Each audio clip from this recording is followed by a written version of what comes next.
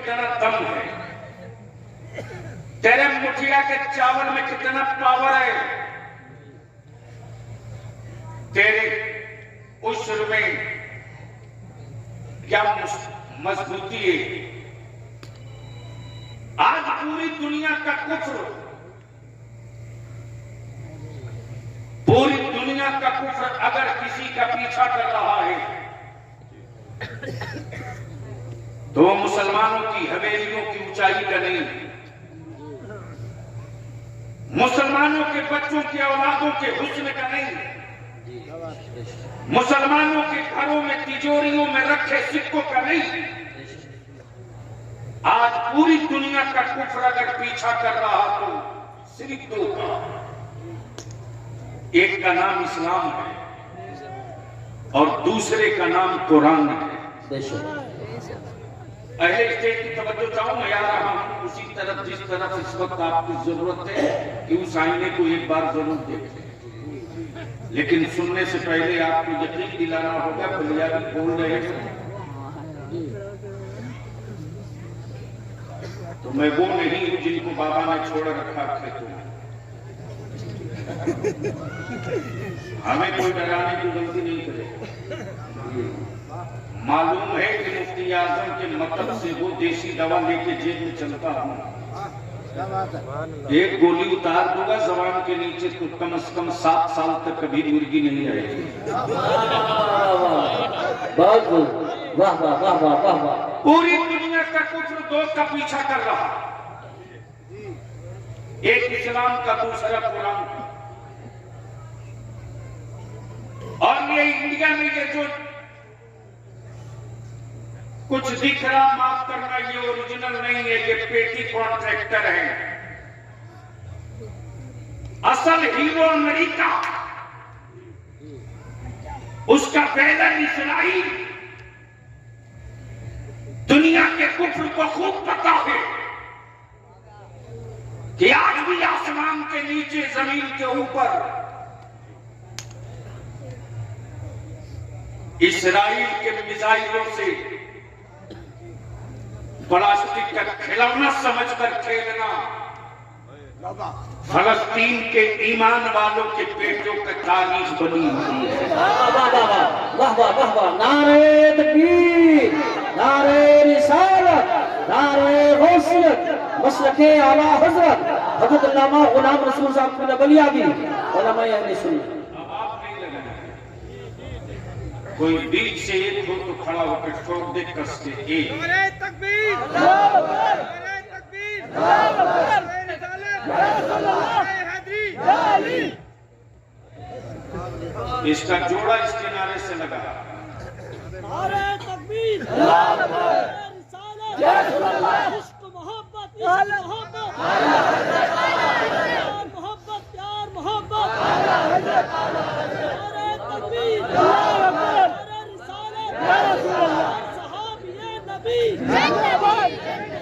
हर सहाबिया नबी जन्नती, सहाबियात भी हसन हुसैन भी जन्नतियों की ये जमात ही है। बेशक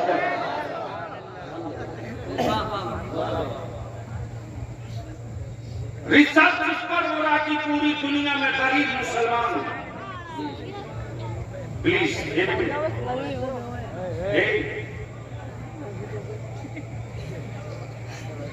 ये लास्ट है।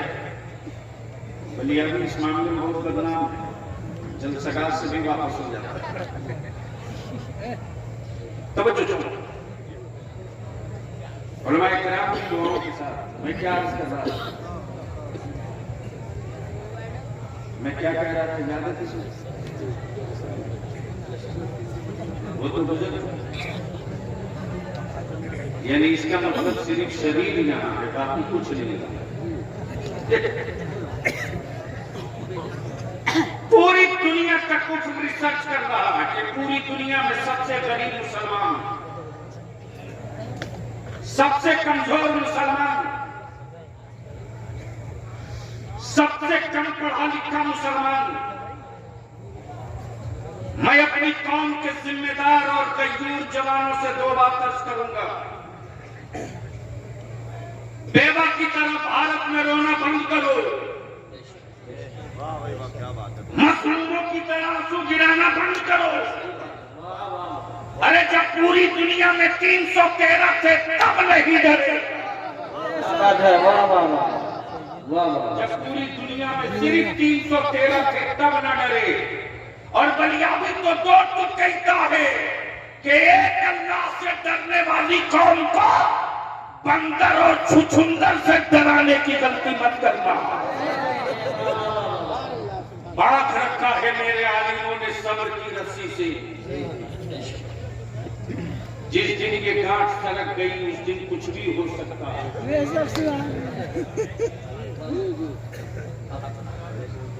लेकिन आज कोई दिक्कत तो नहीं।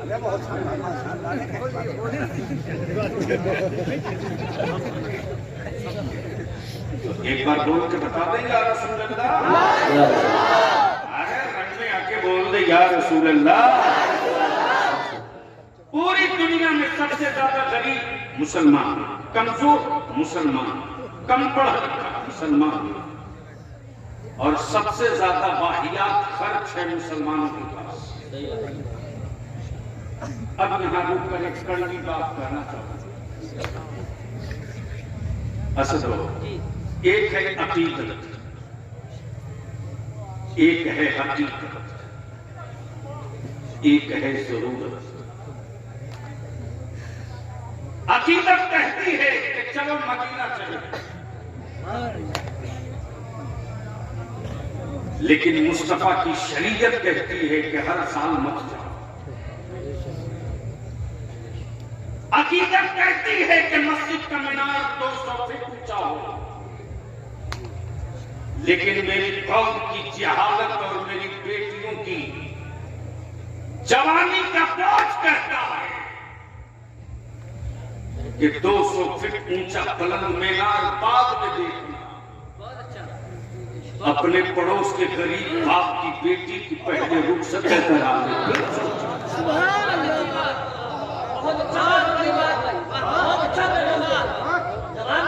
नमाजों की कबूलियत के लिए संगे मरमर का होना जरूरी नहीं, सजदों की कबूलियत के लिए ग्रेनाइट का होना जरूरी नहीं। अमर नबी का इश्क सलामत है तो खेत में भी सजदा करेगा मेरा रब कबूल। सुभान अल्लाह। लेकिन दिक्कत कहां है? अकीदत के सौदागरों ने चादर में उठा दिया, अकीदत के सौदागरों ने जन्नत का सौदा शुरू किया, अकीदत के सौदागरों ने मेरी नस्लों के ज़हन फिक्र पर बांध दी। लेकिन इस गांठ को भी खोलना हम लोगों की जिम्मेदारी है। इसकी परवाह मत कीजिए कि कौन हजरत नाराज होंगे, फिक्र इसकी कीजिए कि मेरी मिल्लत कहां जा रही, मेरी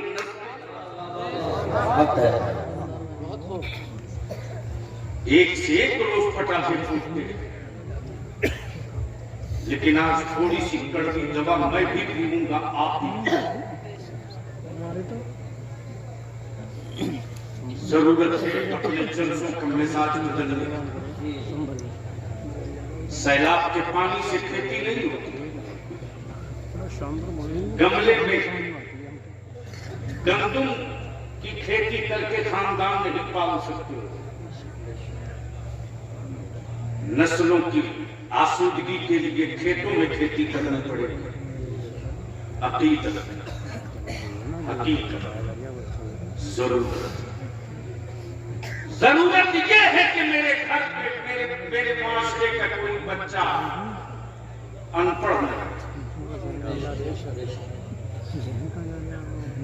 लेकिन हम मस्त हैं देख हम मस्त हैं 3 लाख की चादर चढ़ाने में, और कुछ तो ऐसे चंद सिक्कों के दौलत पाने के बाद नशा में आ गए कि कुर्बानी का बकरा खरीदेंगे 5 से नहीं, 10 लाख का नहीं, 25 लाख का। अखबार में उस जानवर की तस्वीर जब तक छपे नहीं तब तक कुर्बानी होगी नहीं। माफ करना, तुमने दौलत की नुमाइश का काम किया है, रज़ाए इलाही के लिए कुर्बानी नहीं किया। इसलिए दो चंद पॉइंट्स ऐसे हैं जिस पर थोड़ी देर आपकी तवज्जो चाहूंगा। पूरी दुनिया का कुफ्र पीछा कर रहा, इस्लाम का, कुरान का, इस्लाम का, कुरान का। एक माहौल क्रिएट किया गया, नैरेटिव सेट किया गया। मदरसों टेररिज्म, मदरसों दहशतगर्दी, मदरसों आतंक, मदरसों में नफरत, मदरसों में तफरीक, मदरसों में जिहाद, मदरसों में मुल्क तोड़ने की बात होती। बलिया भी कहता अकल के तुअरो, तुम 2 नंबर के हिंदुस्तानी हो। अगर 1 नंबर के हिंदुस्तानी होते तो दिल्ली के उन दरख्तों को गिन लिए होते जिन दरख्तों पर आलिमों की लाशें लटक रही थी, और आजादी का फतवा किसी बाबा के मुख से नहीं निकला था। आजादी के जिहाद का फतवा इसी मदरसे से अल्लामा फजल हक रहमानी।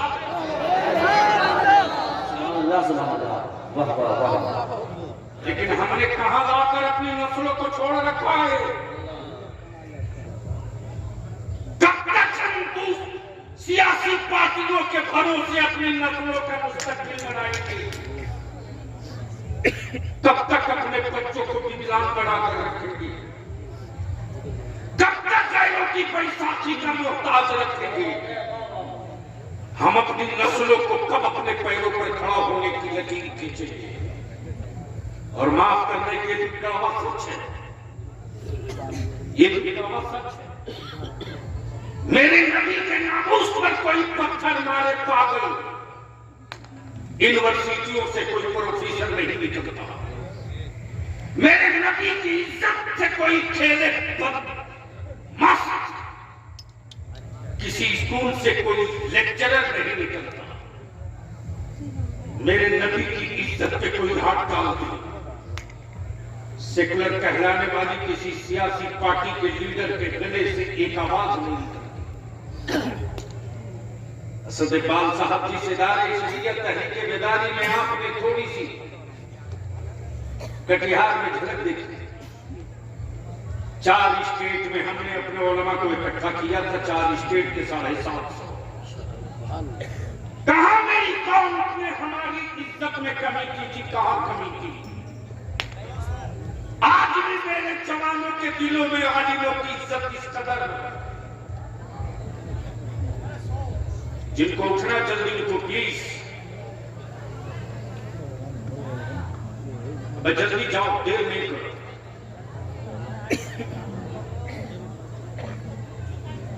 देर में करो, जल्दी जाओ। बड़ी जंग जीतने के लिए 72,000 का लश्कर नहीं चाहिए, 72 हुसैन का गुलाम चाहिए। सुनोगे तो बोल दो, जोर से बोल दो, जोर से। मैं क्या कह रहा था, दिक्कत हो जाती। मेरे जवानों ने मेरे आलिमों की कहां कदर नहीं की हजरत। आज भी मेरा आलिम अगर चारपाई से उठे तो ये मेरा नौजवान मेरे आलिम की जूती सीधी करने के लिए तैयार है।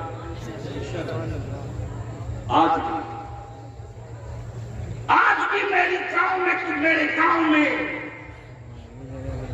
सिर्फ मालूम हो जाए मेरी कौम की किसी बेटी बहन को कि मेरे मस्जिद के इमाम ने खाना नहीं खाया है,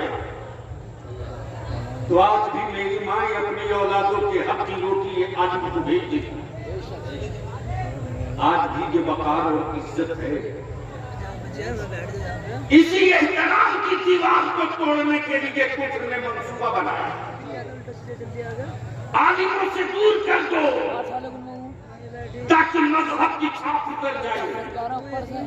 मदरसों से दूर कर दो ताकि इस्लाम की रूह घायल हो जाए। आलिमों से इनको अलग कर दो ताकि शराब की मंडियों में नजर आवे, मस्जिदों के सदन में न दिखाई दे। तब बलियाबी जो तुम कहता है, तुम अपने जुल्म के बादल को जितना संभाल लो, तुम अपने जब्र के बादल को जितना संभाल लो, जब तक मस्जिदों में वारिस अंबिया खड़ा रहेगा और भारत में मदरसे सलामत रहेंगे, न मेरा भारत कभी खतरे में आएगा, न कभी इस्लाम खतरे में आएगा। बेशक बेशक, सुभान अल्लाह, सुभान अल्लाह। इसलिए थोड़ी देर के लिए मैं आपकी तवज्जो लाऊं। और ये भी सही कि इस्लाम उसी वक्त लोगों पर हाथ डालता है जब इस्लाम के विरोध और मुखालफत में वो चरम पर पहुंच जाए। आप तो वोट दिए, काम खत्म।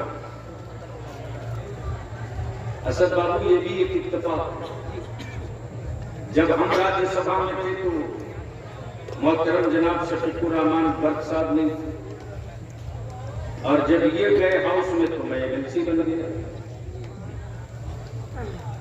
आपको क्या पता है कि किस लोहे के, किस तलवार के धार पे दौड़ना पड़ता है? चाय खाने में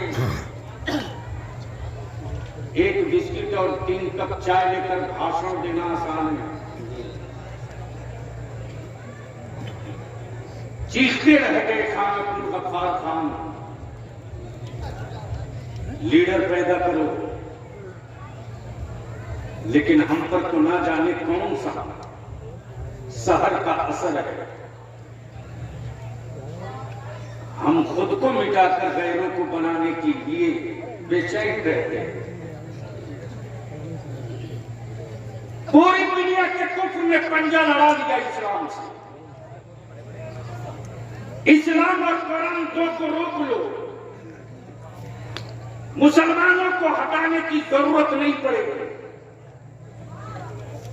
लेकिन मुसलमान तो है किस गलतफहमी में? मुसलमान सिर्फ एक काम कर दो तो 5 साल के अंदर इसका नतीजा दिख जाएगा। हजरत, एक घर में अगर 5 आदमी है तो 5 मोबाइल है कि नहीं? बोलो, अरे बोलो, है कि नहीं? जोर से बोलो, है कि नहीं? एक मोबाइल का वो कौन चार्ज बोलते हैं? सर, रिचार्ज क्या बोलते हैं जिसको वो चलता है? लैपटॉप, फेसबुक वगैरह, इंटरनेट, पता नहीं उसको, हमको तो नंबर भी सेव करने नहीं आता।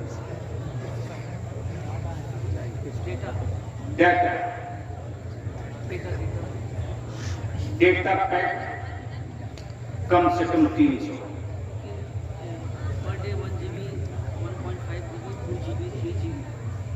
लेकिन महीने में कम से कम 300 में मांगा।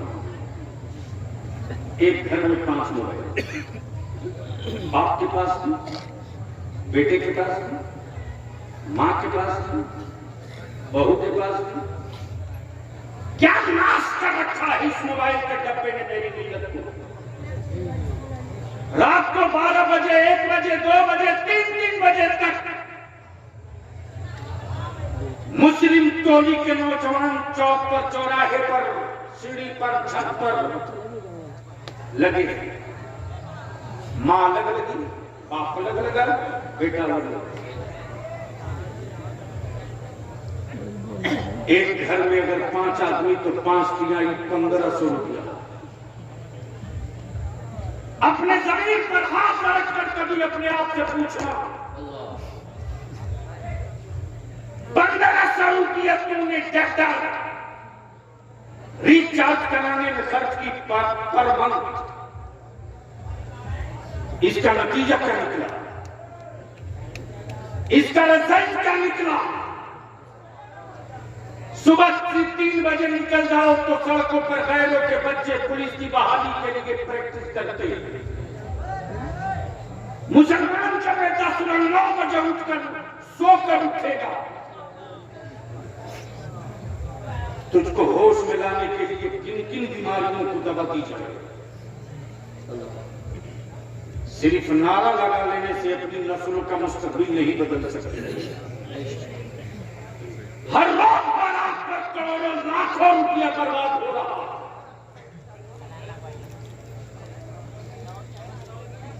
हक तो यह है कि खाने पर असद बाबू रमजान शरीफ से पहले पंजाबी हिल गया। मौलाना यूसुफ साहब भी वो रात और वो खून याद आता है तो पंजाबी की आंखें बरस। रमजान शरीफ से पहले मौलाना मेरे मोबाइल पर तकरीबन 10 मरतबा 2 बजे रात को फोन आया। जब मैं गाड़ी में बैठा तो देख रहा हूं एक ही नंबर से 10 मिस कॉल। 2:30 बजे के करीब में बैक कॉल की। उधर से एक लड़के ने फोन उठाई और कहा कि हजरत अस्सलाम वालेकुम। वालेकुम अस्सलाम, कौन बाबू? उस लड़के ने जवाब दिया, हजरत जो फोन किए थे अब वो दुनिया में नहीं है। मैं सोचते रहा या अल्लाह पता नहीं मेडिकल का हेल्प मांगने के लिए फोन किया था, मैंने क्यों नहीं तकलीफ रोक के फोन उठा लिया। उस लड़के ने जवाब दिया, सुनो। उस लड़के ने जवाब दिया, हजरत आज मेरी बहन की बारात आई थी। अब्बू ने कर्ज लेकर बारातियों के खाने का इंतजाम किया था। 25-20 आदमी का खाना घट गया। खाना बनना शुरू हुआ, थोड़ी ताखीर तो होती है। इसी बीच में लड़के के बाप ने मेरे वालिद को बोल दिया कि मुझे नहीं मालूम था कि मैं जिसके घर अपने बेटे का निकाह कर रहा हूं वो इतना बड़ा बिगड़ना है। मेरे वालिद इस सदमे को बर्दाश्त नहीं कर सके। हार्ट अटैक हो गया। आप एक टेलीफोन कर दे, हॉस्पिटल वाले मेरे वालिद की लाश जल्दी दे दे। मैं पूछता हूं,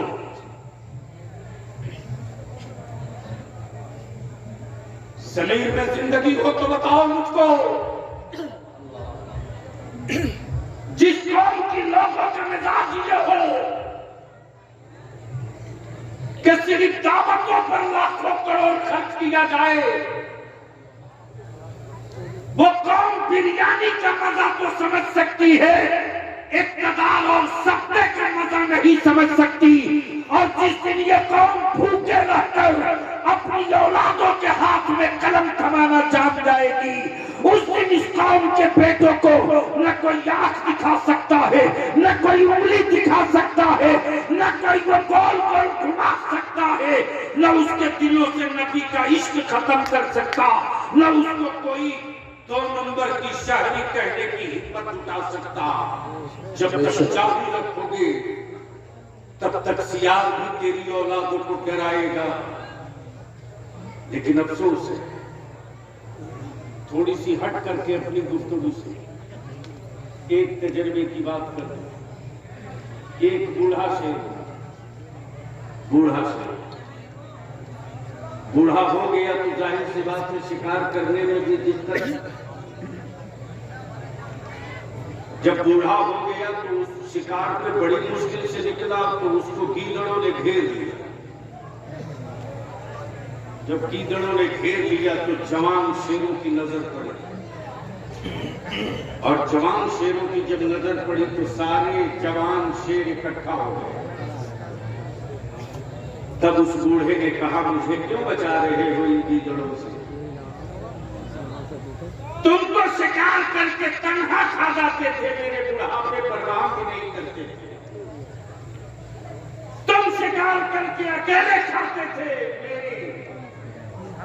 मेरे बुढ़ापे पर दया भी नहीं करते थे। तब शेरों के झुंड ने कहा कि गीदड़ों ने घेरा है।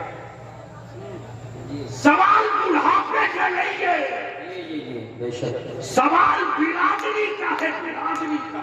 क्या बात है, वाह सवाल बिरादरी का। तो जंगल के परिंदों ने बिरादरी की अहमियत समझ लिया और पंजाबी की गुफ्तगू में बिरादरी का मतलब शेख, सैयद, अंसारी, मुगल, तुर्क, पठान नहीं है, बल्कि बिरादरी का मतलब इस्लाम है।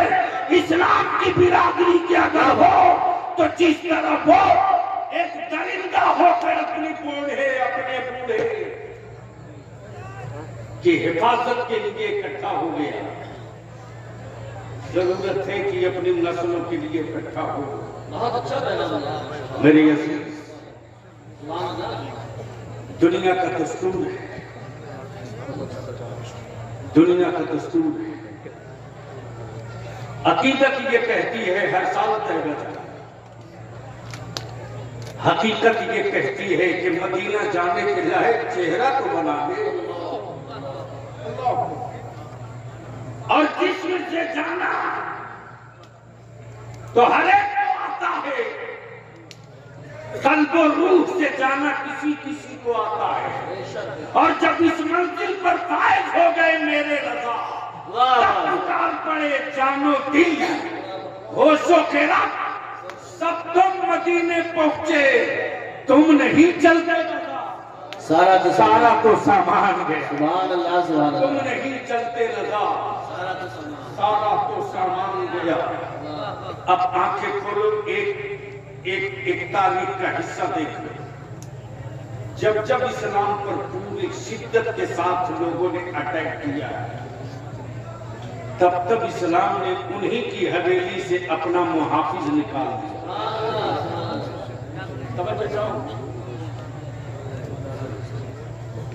और यूं मीडियम वाले को इस्लाम जल्दी घास नहीं डालता, वो पहले ढील देता है कि चल बेटा देखता हूं कहां तक जाएगा, जहां तेरी आखिरी मंजिल होगी वहां से इस्लाम तेरा हिसाब है। सुभान अल्लाह, सुभान अल्लाह। जैसे जय जोगी जयपाल जब आसमान छूने लगा, तब गरीब नवाज ने अपने खड़ाउन से कहा अब तू चल। क्या बात है, बोल दो, ऐसे नहीं बोलोगे तब बोलूंगा, जोर के। अच्छा, ये भी एक अजीब बात है, जहाज तो चलते बर्क साहब, आपने देखा, हमने देखा, सबने देखा, सब चढ़ते हैं, लेकिन ऐसा जहाज जिसमें न पेट्रोल हो, न डीजल हो, न पायलट हो, न इंजन हो, और मारक क्षमता इतना भयानक कि डूब के मारे। और उस जमाने में न सैटेलाइट, न खोजी कैमरा, न कंप्यूटर, कुछ भी नहीं। क्या सॉफ्टवेयर था मेरे गरीब नवाज के खड़ाउन। बोल दे यार, बोल दे, जो कहीं मैं और क्या कह रहे हैं, बोलोगे तो बोलूंगा, जोर से बोल, जोर से। क्या हेवी सॉफ्टवेयर था, तब बनियाबी कहता नबी की यार जब तलवार जब डूंगी लकड़ी पर पड़ जाए तो आसमान से छुपे मुजरिम ढूंढ ले, आसमान में छुपे मुजरिम ढूंढ ले। बनियाबी कहता ज्यादा पागल मत बनो, भारत में अभी गरीब नवाज लेटा है। सुभान अल्लाह, सुभान अल्लाह, माशाअल्लाह। लेटा एक नया बवाल चल रहा है कि बलियाबी ने क्यों कहा कि भारत से हमारा रिश्ता रोटी और सत्ते का बाद में है। तो मैं तो जानता हूं कि हमारे देश में जोकर ज्यादा बोलते हैं, पढ़े लिखे कभी कभी बोलते हैं। एक लफ्ज करबला बोल दिया तो सारे यजीदी बलबला गए। सही बात। बहुत प्रेशर पड़ा कि वापस ले लीजिए। मैंने कहा करबला वापसी की जगह नहीं है, जोर से, अरे जोर से और लहके।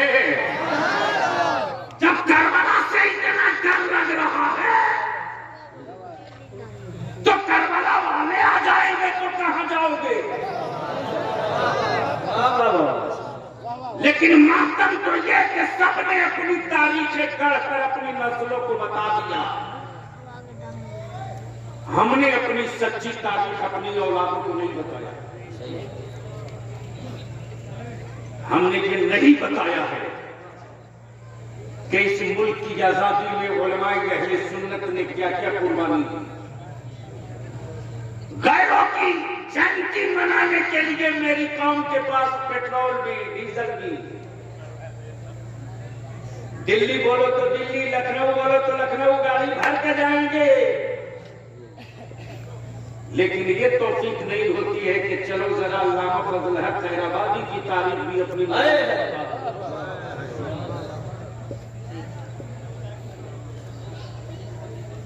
लेकिन असद भाई जब एमपी हुआ तो अचानक मुझको रमजान में चढ़ गया। मैंने कहा ढूंढेंगे पोर्ट ब्लेयर अंडमान निकोबार में अल्लामा फजल हक खैराबादी का मजार कहां।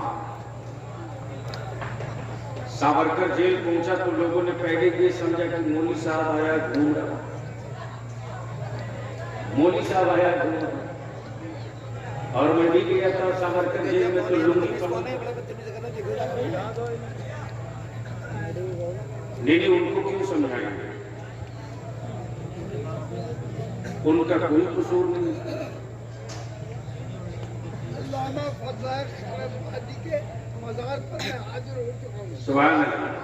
माशाअल्लाह माशाअल्लाह। जाहिर सी बात है वो आपके हैं, आप उनके हैं, आप हम सबके हैं। मेरे अगर ना होते तो इतनी रात को अपने उलमा के बीच होते जी। माशाअल्लाह माशाअल्लाह। बैठ जाएगा। बस आखिरी गुफ्तगू का आखिरी, पूरी दुनिया का कुफ्र लगा है सिर्फ दो के पीछे। एक का नाम इस्लाम, दूसरे का नाम कुरान। इसलिए कि कुफ्र को पता है कि कुरान के खिलाफ अगर प्रोपेगेंडा नहीं करेंगे तो कुरान वो किताबें मुबीन है कि पढ़ना तो दूर की बात, अगर सुन भी ले जाओ तो दिल बदल जाए। बेशक बेशक। बोल यार जोर से।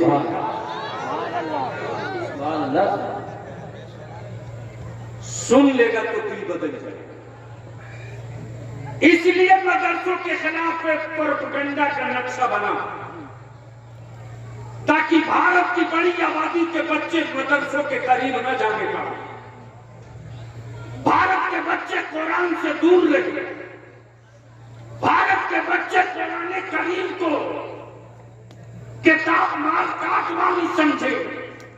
लेकिन ये कुरान है, कुरान ने मुस्कुरा कर कहा तू नफरत करता। अरे जब तू बीमार पड़ेगा, जब किसी बाबा की दवा काम न करेगी, जब कोई एक्सरे और इंजेक्शन न काम करेगा तो तेरे बाप मजबूर होकर मस्जिदों के दरवाजे लाएंगे और इमाम कुरान पढ़कर दम करेगा, तब तुझे वो भी रोज ये काम हो रहा। इसलिए मेरे अजीज आखिरी गुफ्तगू का आखिरी हिस्सा सुनो। अमेरिका का एक क्रिश्चियनिटीज का ब्रांडेड मुबल्लिग था, ब्रांडेड हेनरी सैयद अफरोज मियां। करीब 160 किताबें उसने इस्लाम के खिलाफ लिखा। कितनी किताबें? जोर से बोलो। 160 किताबें लिखने के लिए सोचो उसने इस्लाम को कितना पढ़ा होगा। लेकिन इस्लाम ने छूट दिया, चढ़ते रह देखता हूं तेरी आखिरी हद कहां। इसी रमजान मुबारक के मुकद्दस महीने में इस्लाम के खिलाफ 160 किताब लिखने वाला क्रिश्चियनिटी का सबसे बड़ा हीरो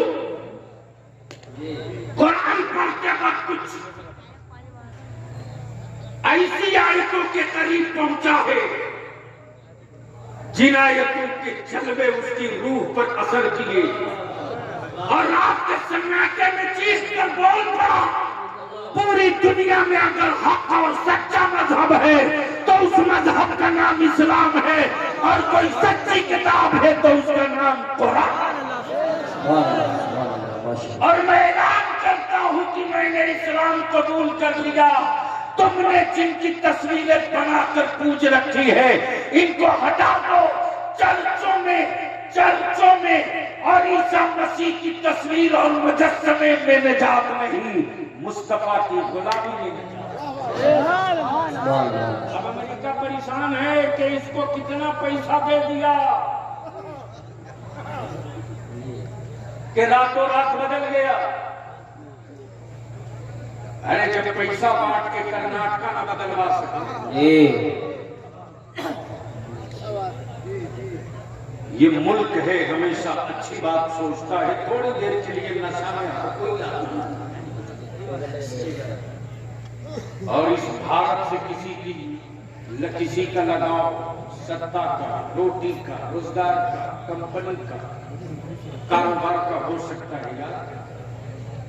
ईमान वालों का रिश्ता भारत से सिर्फ रोटी और मकान का नहीं, बल्कि जिस दिन मेरे नबी ने अपने जमाने तर्जमान से कह दिया, हिंद का नाम लिया, उसी दिन से ईमान वालों के दिलों में भारत की मिट्टी का एहतराम इतना ऊंचा हो गया कि मुसलमान अपनी सरहद भी बचाना चाहता है, अपना मज़हब।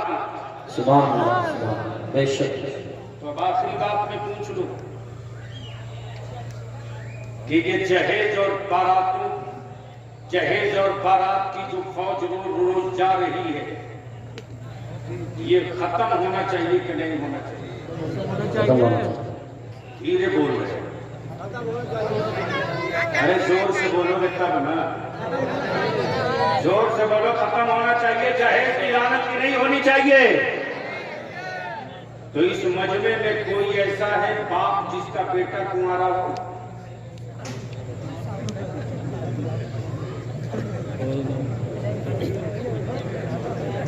इश्क का इम्तिहान हो गया।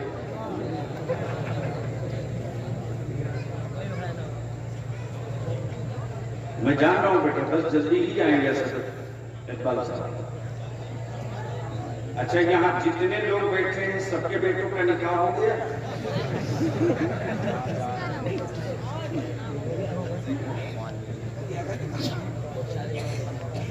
इतने बड़े मजमे में कोई बाप ऐसा नहीं जिसका बेटा का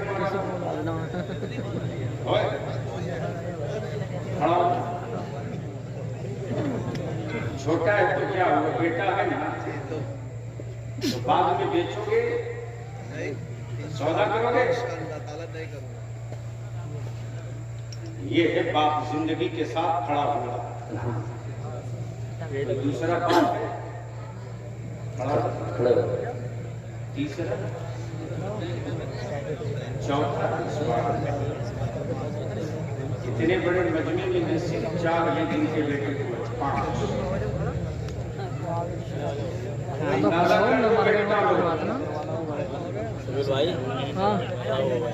मेरे कोई बच्चे हैं अभी? कहीं ऐसा तो नहीं कि बकिया लोग जो बच गए हैं उनका बेटा ही नहीं।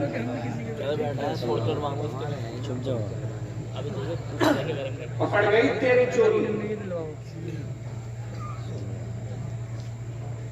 पकड़ गई तेरी चोरी। तुम जैसे लोगों के कांधे पर इस्लाम सरबलंद नहीं होगा। इस्लाम ढूंढ रहा उन फकीरों को, जिन फकीरों ने अपने कांधे पर न सिर्फ ये कि इज्जत और वकार पर बचा रखा है, उन्हीं फकीरों की दुआओं के बल पर हम भी टिके खड़े पड़े। अभी मैंने आवाज दिया तो ये समझ लिए कि मौलाना बलिया भी फंसाएगा। माफ करना, स्क्रैप माल की कोई कीमत नहीं होती। और जब तक स्क्रैप रहोगे कचरे के रेट में खरीदे जाओगे। और जिस दिन मॉडल बनने की सलाहियत हो जाएगी ना, उस दिन दुनिया तेरी कीमत नहीं लगा सकती। तो पूरी दुनिया का कुफ्र मिलकर इस्लाम और कुरान का पीछा कर रहा है, और इस्लाम मुस्कुरा कर कह रहा है कि न इस्लाम रुकेगा न कुरान रुकेगा।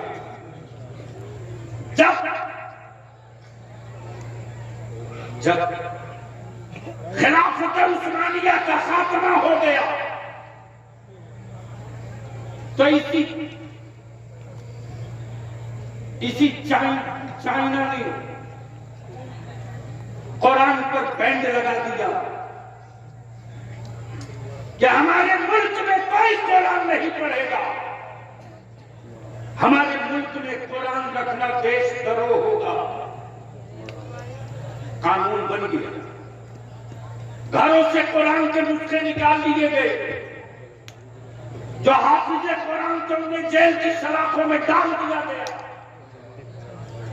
लेकिन कुरान बचाने का जिम्मा अल्लाह ने अपने जिम्मे एक तरफ कर लिया। सुभान अल्लाह। आसमान रब ने बनाया है लेकिन बचाने का जिम्मा नहीं लिया। रब ने जमीन बचाई है, बचाने का जिम्मा नहीं लिया। लेकिन रब ने कुरान उतारा तो बचाने का जिम्मा रब ने खुद लिया। खिलाफत उस्मानिया के बाद जब लग गया बैंड, कोई कुरान नहीं पढ़ेगा। कुरान की तालीम देने वाले आशिकों का जत्था उतर गया। बच्चे खेल रहे हैं, इशारों इशारों में कुरान पढ़ाया जाए। बच्चे बकरियां चला रहे हैं, इशारे इशारों में कुरान पढ़ाया जाए। किसी ने बलियाली से पलट कर कहा कि ये इशारों में कुरान कैसे पढ़ाया गया। मैंने कहा यही तो कुरान का एजाज और मोजज़ा है कि जब नाबीना अंधा 30 पारा कुरान हिफ्ज़ कर सकता है तो इशारों में कुरान की अक्ल वाला आंखा जी सुभान। इसीलिए डर लगता है लोगों को इस्लाम और कुरान से। तो जरूरत इस बात की है कि आप अपने बदन की एनर्जी को सिर्फ 3 काम के लिए इस्तेमाल कर दो। मत चढ़ाओ गरीब नवाज की महनी चढ़ाओ। माफ करना, इस जुमले पर अगर कोई मुझे सुले कुल्ली कह दे तो मैं हिसाब साफ खानदान का करूंगा, छोड़ूंगा नहीं। इसलिए कि मेरे रजा का मतलब यह नहीं है कि हकीकत पे में बात की जाए। मैं पहचानता हूं चेहरों को। जो ओरिजिनल चिश्ती है वो रजा के साथ है, और जो अहले तशा का साथी है वो अहले तशा का। इसलिए बगैर किसी रियायत के तैबा जाने को जी चाहता है, लेकिन क्या तैबा जाने के लिए शक्ल भी बना रखा? मदीना जाने को दिल तड़पता है। क्या कभी सोचा कि वो कहां शहर रसूल? मुल्क तो कायनात का खालिक तो रब है, लेकिन अल्लाह ने कीमती शहरों की कसम नहीं फरमाया है, महबूब के शहर मक्का और मदीना की कसम फरमाया। उस अजमत वाले मदीने की तमन्ना सभी करते हैं, हर ईमान वाले को करना चाहिए। हम न करें तो खोटा है, लेकिन जाने से पहले अपने को इस लायक बना लो। जब इस लायक बनोगे तो जाने का मजा आएगा। जिंदगी में 2 हज फर्ज नहीं, 1 हज फर्ज है। हर साल उम्र जरूरी नहीं, एक बार कर लो। उन्हीं पैसे को बचाओ, अपनी औलादों को पढ़ाओ। बंद करो बारात में जाना, मस्जिदों में निकाह करो, अपनी औलादों को पढ़ाओ। बंद करो वलीमा पर लाखों रुपया खर्च करना, खर्च कम करो, अपनी औलादों को पढ़ाओ। बंद करो लंगर लुटाना, अकीदत के इजहार मुख्तसर कर लो, उसी पैसे को बचाओ और बढ़ाओ। सबको मौका दिया तूने 75 साल, बलियाबी के इस मिशन का मौका दे दो सिर्फ 5 साल। अगर आपने जरूरतों को कुचल कर अपनी औलादों को पढ़ाना शुरू कर दिया तो 5 साल के बाद उत्तर प्रदेश की मिट्टी बदले न बदले, हालात इस कदर बदल जाएंगे कि जो आंखें लाल करके मेरे बच्चों को डराते हैं, उनके सामने मेरे बच्चे कलम की नोक लेकर खड़े हो जाएंगे और खड़ा होकर कहेंगे कि मेरे माँ बाप ने नमक रोटी खाकर मुझे पढ़ाया है, मेरे बाप ने मेरी जरूरतों को कुचल कर पढ़ाया है। हम 2 नंबर के हिंदुस्तानी नहीं है, हम 1 नंबर के हिंदुस्तानी है। मेरा हक तो नहीं दोगे तो मैं कटोरा लेकर भीख नहीं मांगूंगा, कलम की नोक से सत्ता का सीना चीर के हिस्सा ले। वाह वाह सुभान अल्लाह। इसके लिए जरूरत है हम अपने मदारिस के मुक़द्दस उलमा से विनती करें, पैर पकड़ के इंतजार करें। लिल्लाह अब सदुल फाजिल नहीं, अब सदुल फाजिल नहीं, अब मेरे मुफ्ती आजम नहीं, अब मेरे ताजु शरिया नहीं है। जिनके लोग इल्मी लोग, तकवे के लोग, तसल्लुफ फिद दीन के लोग दिखाकर जमाने के हुक्मरानों को लर्जा सके, हम विनती और अपील करेंगे। अब घड़ी देखकर पढ़ाने की जरूरत नहीं है, अब जरूरत देखकर पढ़ाने की जरूरत है। इसलिए कि ये बोझ कल भी उलमा के कांधे पर था, आज भी उलमा के कांधे पर है, मुस्तकबिल में भी ये बोझ उलमा के कांधे पर होगा। और अगर इस जज्बे के साथ मेरी दरसगाहों में असातिज़ा बैठना शुरू कर देंगे तो मुझे वो दिन याद है कि इसी दारुल उलूम नईमिया में एक ऐसे भी शेखुल हदीस थे जिनका नाम अल्लामा मुफ्ती तरीकुल्लाह नईमी था। अल्हम्दुलिल्लाह मैंने देखा है कि कलेक्टर और एसपी खड़ा है और हजरत बुखारी शरीफ पढ़ा रहे हैं। जलाल ये है पढ़ाने का कि हिम्मत नहीं पड़ रही कि मुंह से कुछ बोल सके। जब तक वो अपना दर्स मुकम्मल न कर लिए तब तक वो खड़े रहे। गोया आज भी वो जिंदगी बाकी है। हम तय कर लें कि मिल्लत की इस मिट्टी को कौन सा खिलौना बनाना है, गुंगा खिलौना बनाना है तो मिट्टी ही रहने दीजिए ताकि चीख न सके, और जबान वाला खिलौना बनाना तो वो बना दीजिए कि मसलक के लिए भी खड़ा हो जाए, मजहब के लिए भी खड़ा हो जाए, वतन के लिए भी खड़ा हो जाए। और ये काम मदरसे को ही करना पड़ेगा, किसी कॉलेज स्कूल से उम्मीद मत रखिए, इसलिए कि हर दौर में उठते हैं यजीदी फितने, हर दौर में शब्बीर जन्म लेते हैं। यार जिंदा सोहबत बाकी। सलाम अलैकुम।